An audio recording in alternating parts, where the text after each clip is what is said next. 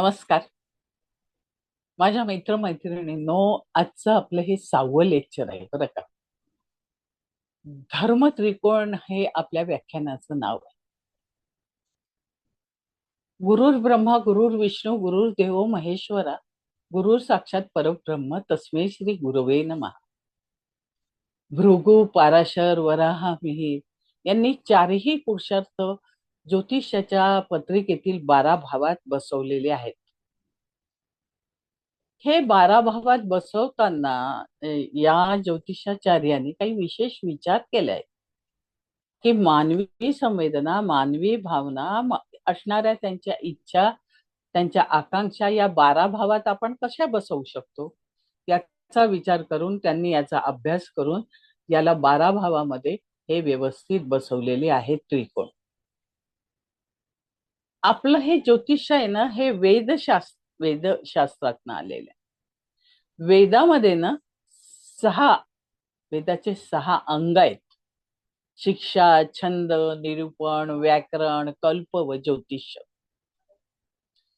पण हे 6 अंगच आहेत का? या व्यतिरिक्त या ज्योतिषातले 4 महत्वाच्या शिक्षा या आपल्याला ऋषी मुनींनी सांगितलेले आहे.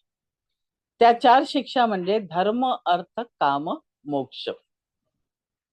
आता धर्म, अर्थ, काम, मोक्ष म्हणजे मनुष्याच्या जीवनात धर्म पण आहे, अर्थ म्हणजे पैसाही हवा, काम म्हणजे तुमची संतती तुम्हाला पुढे वाढवायची पण आहे, आणि शेवटी आयुष्याचा कृतार्थ होऊन मोक्षालाही जायचंय. त्यामुळे हे 4 त्रिकोण हे ज्योतिष शास्त्राचे महत्वाचे आहेत. याला 4 पुरुषार्थ असंही म्हणतात. याला 4 पुरुषार्थ असंही म्हणतात.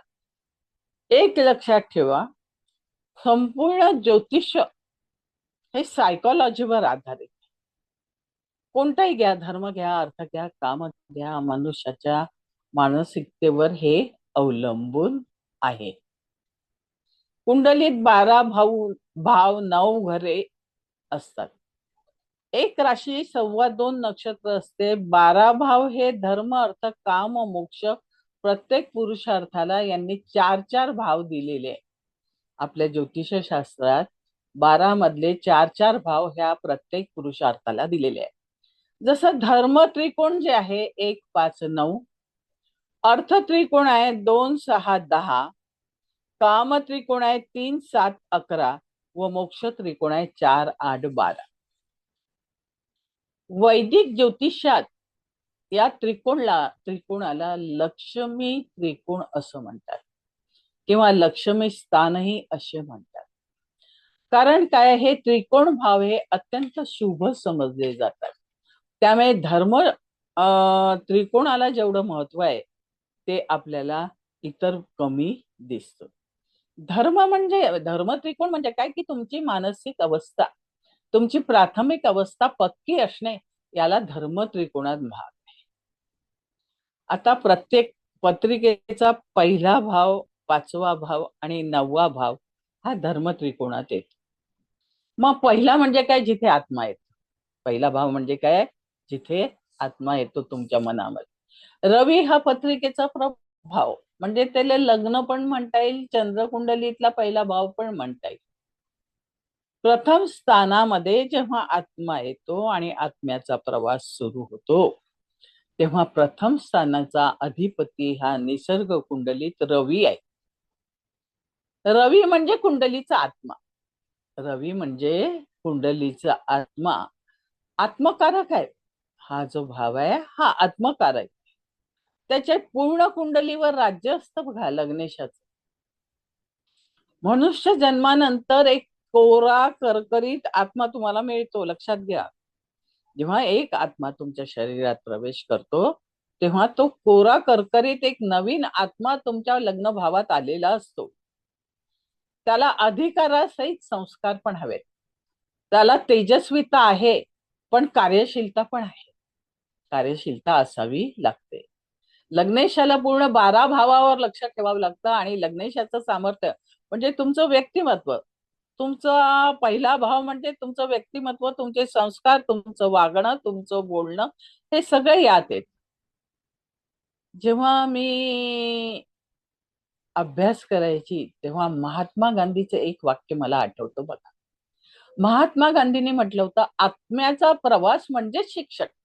म्हणजे शिक्षण म्हणजे काही वेगळं नाही, हा तो तुमचा प्रथम स्थानातला आत्मा आहे. याचं शिक्षण म्हणजेच तुमचा हा प्रवास. रवी ही एक दैवी शक्ती आहे बा. आत्मा म्हणजे दैवीच आहे ना. म्हणजेच पॉवर हाऊस आहे ते तुमच्या पत्रिकेचं. लग्न शाखा आहे तुमच्या पत्रिकेचं पॉवर हाऊस आहे. अग्नितत्व आहे रवी म्हणजे. अग्नितत्व आहे. निसर्ग कुंडलीमध्ये जे ग्रह कुंडलीतल्या त्या भावाला दिले आहे त्याचाच उपयोग धर्म त्रिकोण, अर्थ त्रिकोण, काम त्रिकोण आणि मोक्ष त्रिकोणात केला जातो. नैसर्गिक कुंडली ही वेगळी असते आणि आपली प्रत्येकाची कुंडली ही वेगळी असते. रवी ही दैवी शक्ती आहे, पॉवर हाऊस आहे, अग्नितत्व आहे, शरीराची ऊर्जा आहे. तेव्हा प्रथम भावाला खूप अनन्यसाधारण महत्व आहे. जेव्हा तुमचा आत्मा कार्यरत होतो तेव्हा त्याला संस्काराची गरज असते, त्याला शिक्षणाची गरज असते, त्याला ज्ञानाची गरज असते, त्याला या सुसंस्कृत जगामध्ये जगण्याचं कसं याचं एक ज्ञान हवं असतं. त्याकरता या धर्म त्रिकोणात 5वा भाव घेतलाय. 5वा भाव म्हणजे आत्म्याला शिक्षण देणारा भाव. त्यामुळे धर्म त्रिकोणात 5वा भाव घेतला आणि 5वा भाव म्हणजे पुनर्जन्म पण म्हणता येतो बरं का. पुनर्जन्म तुमचं प्रारब्ध आहे ते 5व्या भावाने तुमच्या जीवनात उमटतं. आपले कर्म, आपले प्रारंभिक शिक्षण, ग्रॅच्युइटी पर्यंत ह्या सगळ्यांचा आपल्याला या पंचम स्थानातून भाव. पंचम स्थान नुसतं शिक्षणाचंच नाहीये, तर तुमच्या जुन्या कर्मानुसार तुम्हाला मिळालेल्या फळाचं पण आहे. आता प्रथम स्थानाचा अधिपती रवी झाला तर पंचम स्थानाचा अधिपती गुरु झाला. गुरु म्हणजे संस्कार, गुरु म्हणजे शिक्षण, गुरु म्हणजे चांगल्या प्रकारे मिळणारं शिक्षण, तुमच्यावर घडणारे संस्कार. त्यामुळे गुरु या स्थानाचा अधिपती आहे बघा. ज्योती म्हणजे तुम्हाला धर्म त्रिकोणात कोणत्या ग्रहांची गरज आहे हे पण ज्योतिषांनी लक्षात घेऊन या धर्म त्रिकोणाची निर्मिती केलेली आहे. हा गुरु शिक्षण देतो, मुसद्दीपणा देतो आणि अष्टपैलू बनवतो. काय करतो? अष्टपैलू होतो. कारण काय की 5व्या भावात शिक्षण, खेळ, कला, साहित्य आणि मीडिया सर्व प्रकारचं ज्ञान हे तुम्हाला प्रारंभिक स्तरावर मिळणं सुरू होऊन जातं. त्यामुळे जे डिग्री वाईज शिक्षण आहे, जे तुम्हाला डिग्री पर्यंत शिक्षण देतं ते म्हणजे 5वा भाव. भावाचा स्वामी गुरु असल्यामुळे ते ज्ञान तुम्हाला स्वाभाविक, सहज आणि चांगल्या प्रकारे गुरु हा आत्म्याला शिकवत जातो. आपण म्हणतो ना, गुरु विण नाही गती नाही ज्ञान देवा, गुरु विण क्षीण का होतो जीवा. आत्मा जेव्हा गुरुच्या सोबत चालतो तसा तो आत्मा शुद्ध आणि पवित्र भावनेने भरून जातो व जातकाच्या प्रामाणिक शुद्ध वागण्यासोबतच तेजस्विता त्याच्यात निर्माण होते आणि जीवन सफल होतो. रवीला सर्वांगीणपणे सपोर्ट करून त्याच्यासोबत गुरुची वाटचाल ही तुमच्या जीवनाकरता एक सुखदच चाहूल असते. म्हणून आपल्याला 5व्या स्थानाला यात महत्व दिलेलं आहे. आता आपल्याला याला म्हणजे त्रिकोण स्थानातला 3रा भाव म्हणजे नवम स्थान. नवम स्थान म्हणजे काय? भाग्यभाव, धर्मभाव पण म्हणतात. विदेश प्रवास, तीर्थयात्रेचे योग पण याला म्हणतात. मुलांचा धर्म त्रिकोण जितका जास्त तुम्ही मजबूत कराल तेवढी त्याची नीव चांगली कराल. त्या धर्म त्रिकोणाचं मुळे व्यक्तीची उन्नती होत जाते. नवमाची माहिती अधिक आहे कारण त्याचा अधिपती रवी आणि गुरु आहे. आता एक लक्षात घ्या, एका स्थानाचा रवी, प्रथम स्थानाचा, पंचम स्थानाचा गुरु आणि नवम स्थानाचा रवी आणि गुरु झाले ना. तिन्ही स्थान पॉवरफुल, धार्मिक भावनेने भरलेले, चांगल्या भावनेने भरलेले, चांगल्या संस्काराने भरलेले असे हे 3 भाव आहे. म्हणून त्रिकोण स्थानात तुमच्या गोचरीने, तुमच्या महादशेने किंवा तुमच्या रेग्युलर याच्यात कुठलाही ग्रह आला तर धर्म त्रिकोणात आल्यानंतर तो शुभ फळ देतो, चांगले फळ देतो. आता या नवम स्थानाकरता मी नेहमी म्हणते, देवाणाम च ऋषीणाम च गुरु कांचन सन्निभम बुद्धिभूतम त्रिलोकेशम तम नमामि बृहस्पती. आता बुद्धिभूत म्हणजे बुद्धी देणारा, बुद्धी तुम्हाला पुढच्या मार्गाला देणारा, त्रिलोकेशम सगळ्या त्रिलोकाचा राजा रवी आणि गुरु, हा जो आहे हा गुरुचा मंत्र आहे. हा मंत्र नवम स्थानाला अगदी फिट बसतो, कारण नवम स्थानानुसार तुम्हाला उच्च शिक्षण मिळतं. पंचम स्थानावरून तुम्हाला प्रारंभिक शिक्षण मिळतं, तर नवम स्थानावरून तुम्हाला उच्च शिक्षणाची वाट मिळते, विदेशी प्रवासाची संधी मिळते, विदेशात जाऊन शिक्षण घेण्याची संधी मिळते, तीर्थयात्रा करण्याची संधी मिळते, देवाजवळ तुमची प्रार्थना करण्याकरता देव तुम्हाला अनुकूल होतो आणि ती प्रार्थना फळात येते. अशा प्रकारे नवम स्थानाची महती ही अनन्यसाधारण आहे बघा. म्हणूनच त्याचा अधिपती रवी आणि गुरु आहे. तर असे रवी, गुरु आणि पुन्हा गुरु, हे तिन्ही गुरु मिळून आपल्याला नवमाचं सुंदर फळ देतात.